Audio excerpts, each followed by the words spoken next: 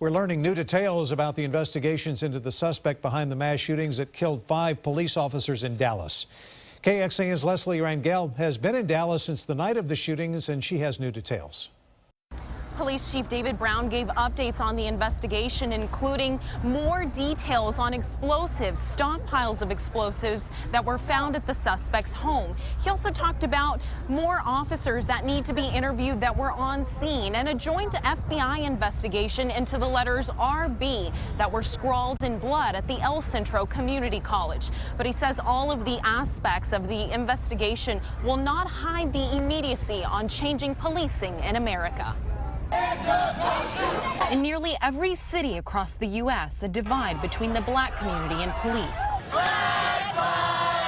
A divide the chief says partially motivated Micah Johnson to shoot and kill 5 police officers, injuring at least half a dozen others. We're going to turn over every rock, and we're going to follow every lead till it's exhausted, until I'm satisfied that this was the lone person. Local and federal investigators working around the clock. But the chief has this message. And this tragic incident will not discourage us from continuing the pace of urgency in changing and reforming policing in America.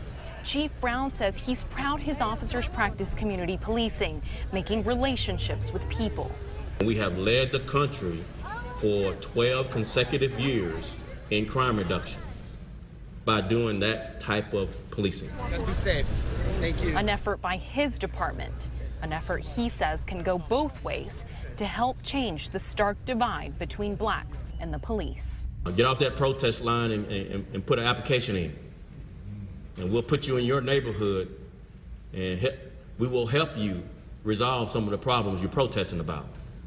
Police Chief David Brown says he was actually a student at the University of Texas at Austin. He was on a full-ride scholarship, and when he would come home for the summers, he noticed his friends began to go on criminal paths. He says that was the deciding factor. He says he quit school and came to apply here at the Dallas Police Department to bring change to his community. For now, reporting outside the Dallas Police Headquarters, Leslie Rangel, KXAN News. A trauma surgeon in Dallas who treated some of those officers shot last week says it rocked medical teams to the core. Today, he made an emotional appeal about the need to stop the violence. And I think about it every day, that I was unable to save those cops when they came here that night. It weighs on my mind constantly. This killing, it has to stop. Black men dying and being forgotten, people retaliating against the people that are sworn to defend us. We have to come together and end all this.